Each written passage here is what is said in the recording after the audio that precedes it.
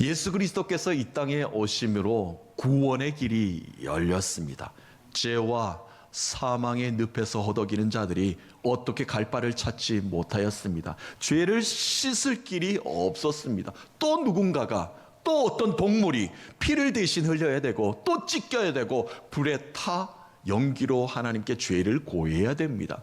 그러나 죄를 씻을 길을 도무지 우리가 찾지를 못하고 있었던 이스라엘 백성들에게 한 줄기 희망과 같은 빛이 이 땅 가운데 내비쳤습니다.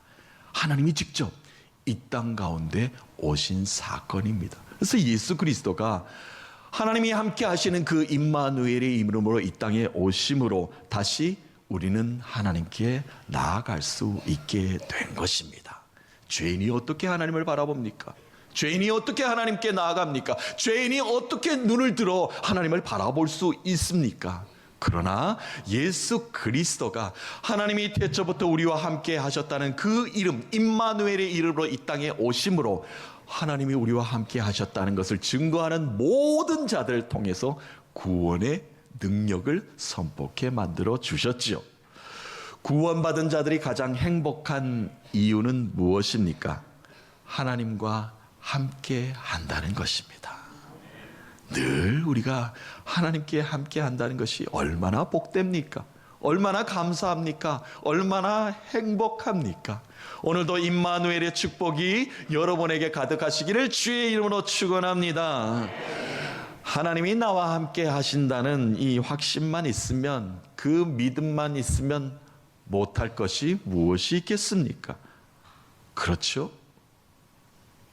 나는 비록 약하나, 나는 비록 가진 것이 없지만 나와 함께 하시는 하나님의 권능이 내 삶을 통해서 드러난다면 두려울 게 무엇이 있겠습니까? 염려할 게 무엇이 있겠습니까? 내가 계획하고 바라고 기도하는 모든 것들 하나님의 능력으로 선포케 해주시는데 모든 것들 다 해결될 거 아니겠습니까? 산업이 비록 높다 하여도 그 산을 평지로 만드시는 분이 하나님이십니다.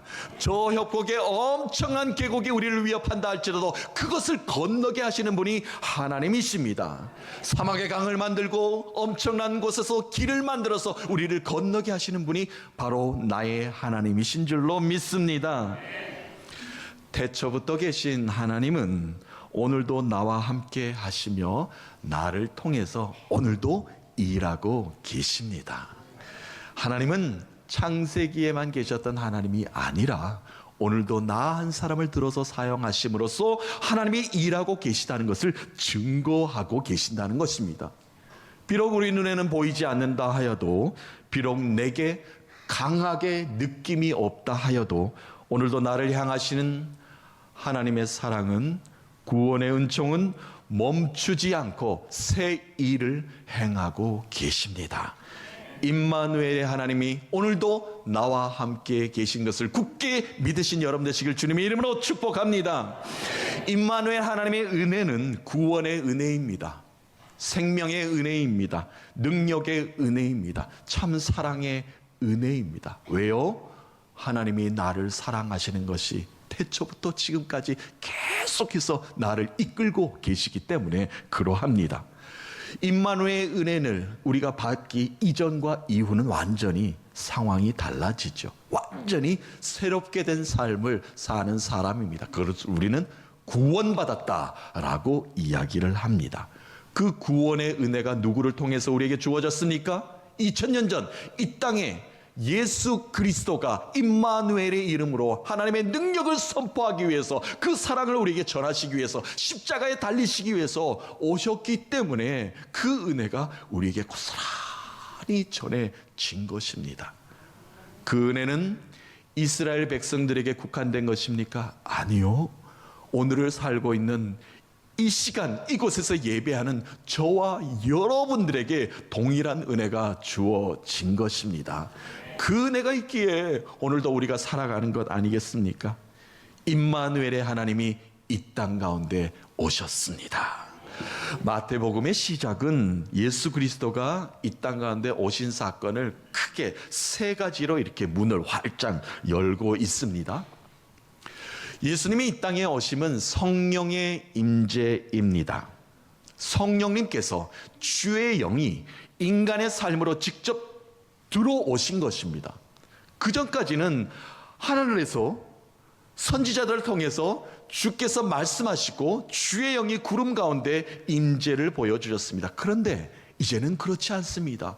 주의 영이 성령님께서 인간의 삶으로 직접 들어오셔서 어루만지시고 일으키시고 깨우치시고 고쳐주시고 그 엄청난 은사를 우리에게 베풀어 주신 사건, 성령의 임재가 바로 주님이 이 땅 가운데 오신 사건입니다. 또한 예수 그리스도가 이 땅에 오신 것은 말씀의 성취입니다. 옛 선진들을 말씀하셨던 것, 믿음의 선조들에게 하셨던 말씀이 이 땅 가운데 그대로 드러난 것입니다. 성취된 것입니다. 구원의 능력이 자유와 해방을 기다렸던 많은 사람들에게 그대로 선물로 안겨준 사건, 그 말씀이 그대로 이루어진 것이 예수 그리스도가 이 땅에 오심으로 우리의 삶 가운데 펼쳐지게 된 것입니다. 또한 예수 그리스도가 이 땅에 오심으로 순종하고 믿음으로 예수를 따르는 모든 자들에게 아름다운 구원의 열매가 결실이 맺히게 된 것입니다. 예수 그리스도가 이 땅에 오시지 않았다면, 우리의 죄를 대속하지 않으셨다면 우리가 어디서 구원을 받습니까?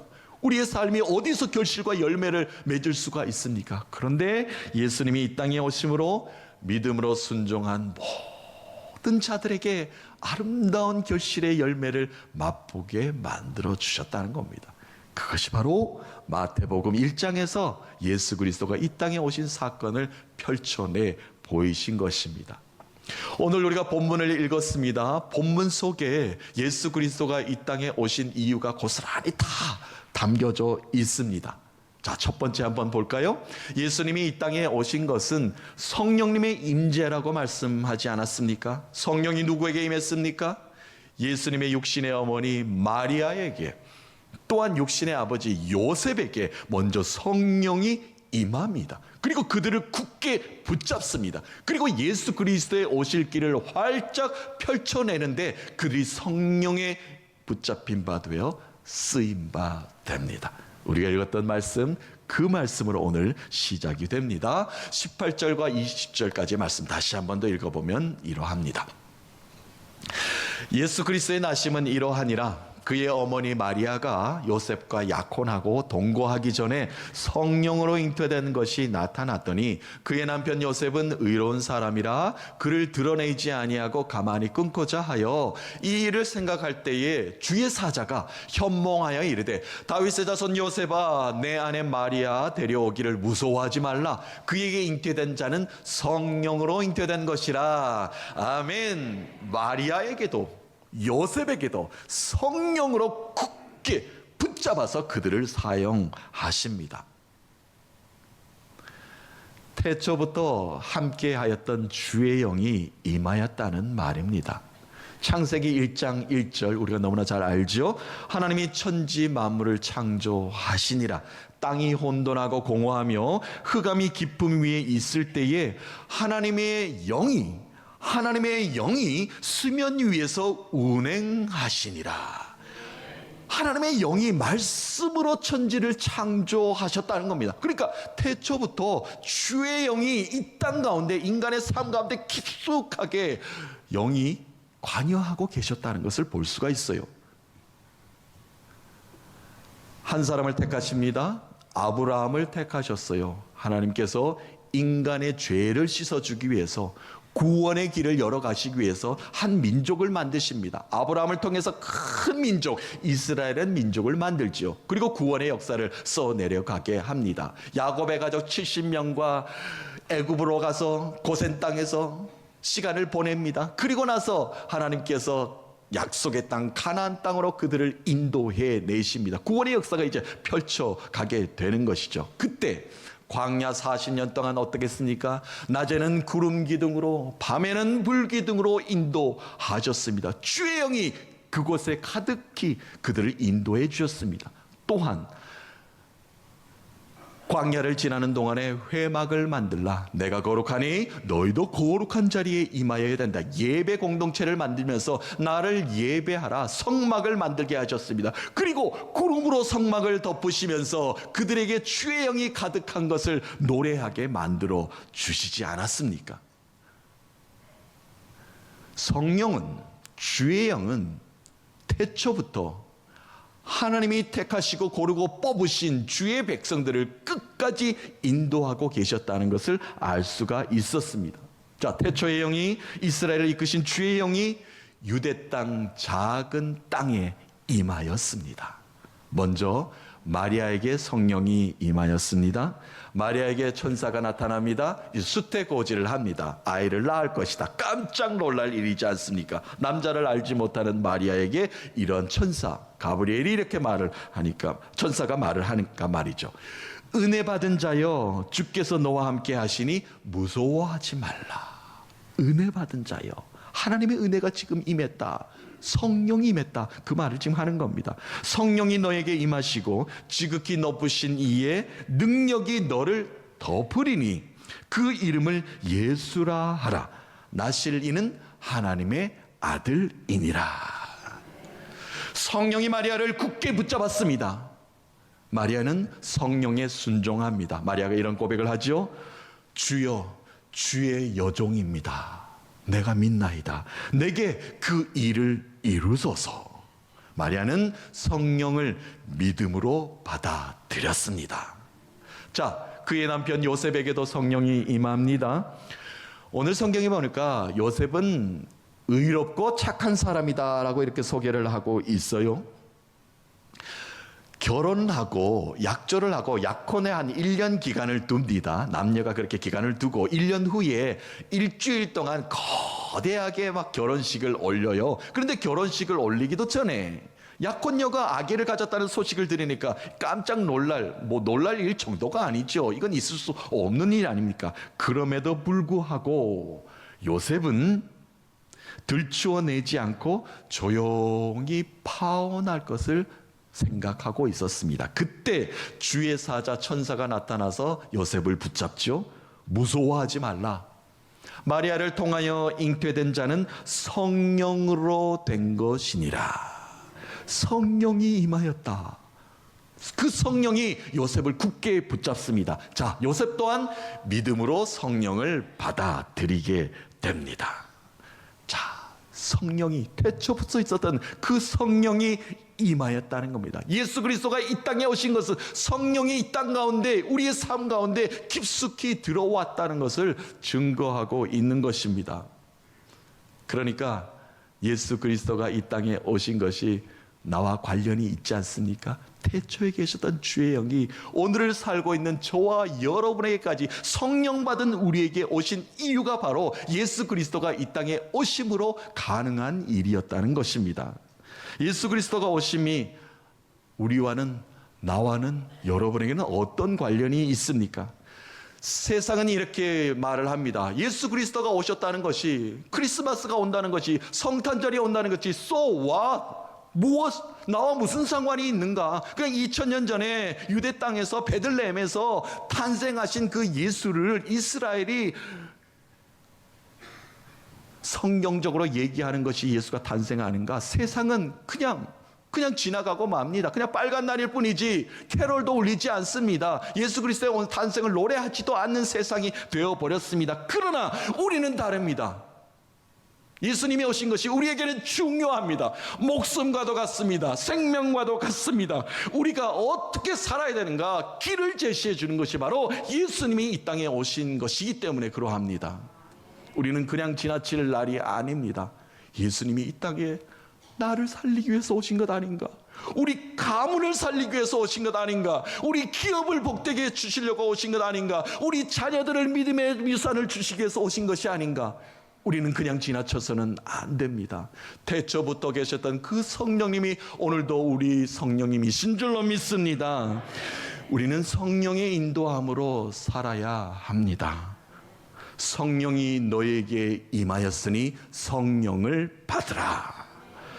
예수님께서 제자들에게 마지막 남기신 말씀도 바로 그 말씀입니다. 그 말씀이 오늘 살고 있는 우리들에게도 작동해야 합니다. 무슨 말씀 예수님께서 제자리에 남기셨죠? 성령이 곧 너희들에게 임할 것인데 너희들이 임하면 권능을 받을 것이고 온 땅끝까지 복음의 증인으로 살아라. 복음의 증인으로 산다는 것이 무엇이죠? 구원받은 자답게 살라는 이야기입니다. 성령 받은 자, 그 능력으로 좀 살라는 이야기입니다. 자포자기하지 말고, 좌절하지 말고, 절망하지 말고, 쓰러져 있지 말고 일어나라는 겁니다. 그것이 바로 성령 받은 자가 증인된 삶을 사는 것 아니겠습니까? 제자들에게 예수님이 마지막으로 하신 말씀, 오늘 우리에게도 적용되는 말씀입니다. 왜요? 우리 모두는 성령 받은 자이기 때문에 그러합니다. 그래서 우리는 나를 구원하신 그 은총에 감사해야 됩니다. 나를 새롭게 하여 주심에 감사할 수 있어야 합니다. 그리고 나를 영원한 생명에 거하게 하심에 감사 고백할 수 있어야 됩니다. 사랑하는 성도 여러분, 오늘도 성령 충만함으로 임마누엘의 은총이 넘쳐나는 축복의 삶을 계속해서 살아가신 여러분 되시기를 주님의 이름으로 축복합니다. 두 번째로 예수 그리스도의 오심은 말씀이 성취된 것입니다. 말씀의 성취입니다.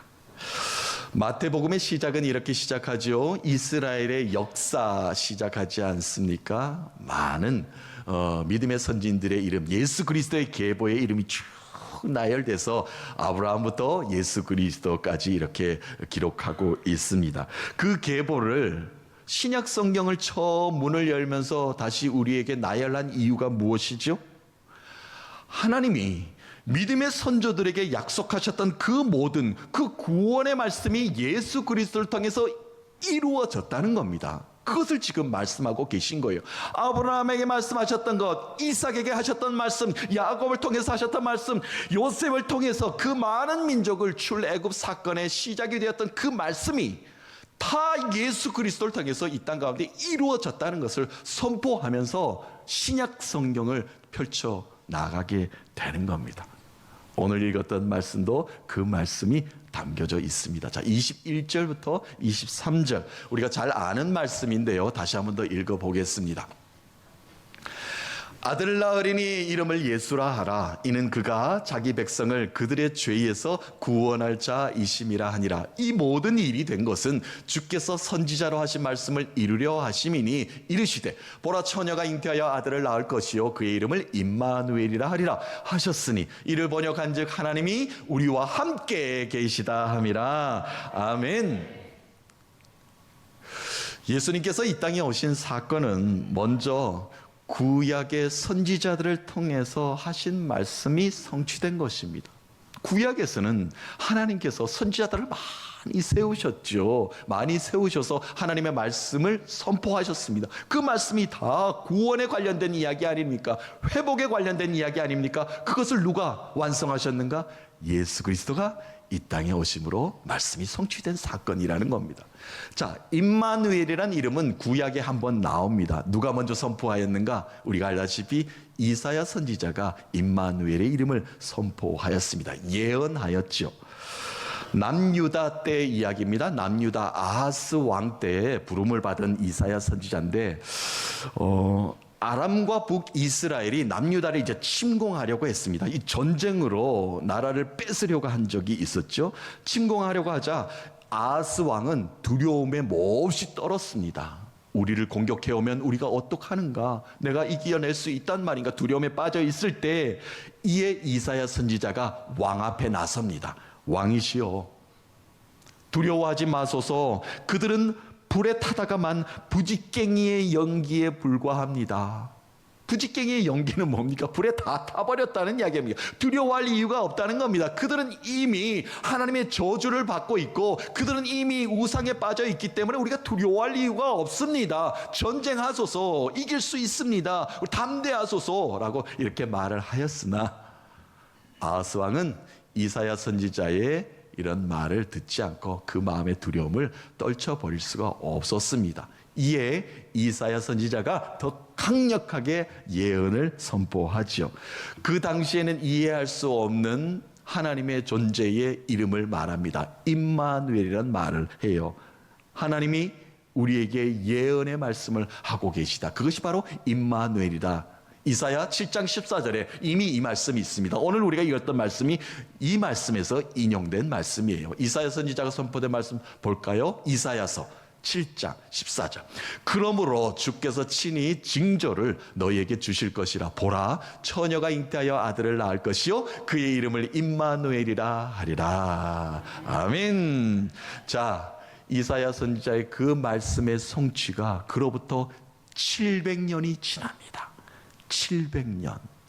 하나님께서 선지자를 통해서 선포했던 말씀이 이 작은 유대 땅 베들레헴 이스라엘을 구원하실 그 유대 땅에서 말씀이 성취가 된 것입니다.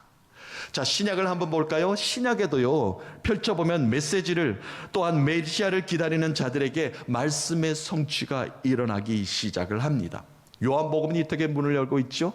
예수님보다 먼저 와서 하늘나라 복음을 전했던 세례 요한을 우리에게 먼저 보여주고 있습니다. 이 세례 요한도 메시아가 오심을 고대하고 기다리던 자들, 자유와 해방을 노래하던 자들, 우리가 로마의 억압에서 우리가 탈출하기를 원합니다 라고 진정한 자유와 억압을 선포했던 그 많은 사람들에게 소망을 안겨주지 않았습니까? 또 이사야 선지자의 모든 말들이 성취되고 있습니다 라는 것을 세례 요한도 선포했습니다. 요한복음 1장 23절 한번 보겠습니다.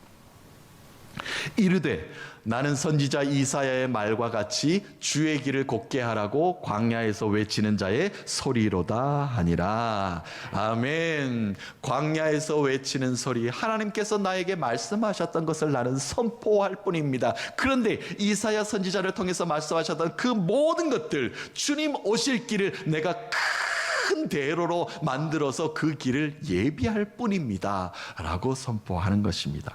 그렇죠? 말씀이 성취되고 있다는 것을 우리에게 말씀을 통해서 그대로 보여주고 있습니다. 자, 마태복음 1장도 임마누엘이라는 이름으로 선포되고 있죠. 마태복음은 28장까지 있습니다. 28장의 마지막 부분에도 임마누엘로 마무리가 됩니다. 십자가에 달려 죽으시고 부활하신 예수님께서 다시 제자들에게 가십니다. 제자들을 만나신 후에 40일 동안 이 땅 가운데 제자들이 해야 될 마지막 명령들을 다 말씀하셔요. 그 모든 말씀을 마치시고 하늘 보좌 우편으로 올라가시는 예수님께서 마지막까지 제자들에게 선포하신 말씀, 제자들에게 당부하신 말씀, 그 말씀이 바로 영원토록 내가 너희와 함께 할 것이다, 임마누엘을 선포하고 마태복음 28장이 마무리가 됩니다. 자, 마태복음 28장 20절 한번 보겠습니다. 마지막 절 말씀이에요. 내가 너희에게 분부한 모든 것을 가르쳐 지키게 하라. 볼지어다 내가 세상 끝날까지 너희와 항상 함께 있으리라 하시니라. 아멘. 그 말씀이 오늘도 우리에게 주어진 줄로 믿습니다. 임마누엘의 하나님, 세상 끝날까지 너희와 함께 할 것이다. 그 말씀이 지켜지니까 오늘도 그 임마누엘의 하나님의 은총을 우리가 입고 있는 것 아니겠습니까? 주님 오시는 그날까지 고대하며 기대하며 소망하시면서 임마누엘의 하나님을 노래하시는 여러분들 되시기를 주의 이름으로 축복합니다. 예수 그리스도가 이 땅에 오신 것이 성경의 말씀이 그대로 성취가 되었죠. 그러므로 우리는 그 성취된 말씀을 붙잡고 살아야 됩니다. 예수님이 이 땅에 오신 그 말씀의 성취의 핵심은 구원입니다. 날 구원하신 그 은혜를 우리가 붙잡고 살아야 합니다. 그것밖에 없습니다. 그 말씀대로 구원받은 자의 합당한 삶을 살면 됩니다. 구원받은 자의 승리가 무엇인지 세상 가운데 보여주며 살면 됩니다. 그것이 바로 예수 그리스도가 내 삶 가운데 살아 역사하십니다 라고 말을 할 수 있습니다. 말씀이 나의 마음밭에 떨어져서 생명을 유지하고 있음에 감사하십시다. 말씀이 나의 삶을 붙잡고 절대 흔들리지 않게 하심에 감사하십시다. 태초부터 있었던 그 말씀이 오늘도 나를 이끌고 계심에 감사하십시다. 말씀이 육신이 되어 이 땅 가운데 오셨습니다. 예수 그리스도의 그 구원의 은총에 감사 영광 올려드리시면서 성령이 내게 주시는 그 말씀대로 감격의 삶을, 감동의 삶을, 은총의 삶을 살아가시는 여러분 되시기를 주님의 이름으로 축복합니다.